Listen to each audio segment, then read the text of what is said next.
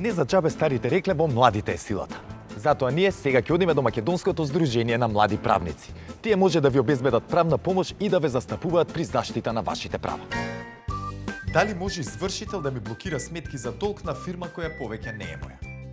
Согласно член 19 од Законот за извршување, извршувањето може да се спроведи спрема должник кој што не е наведен во извршната исправа, доколку се докаже дека со нотарски акт, солемнизирана приватна исправа или пак друга јавна исправа, обврската преминала спрема него.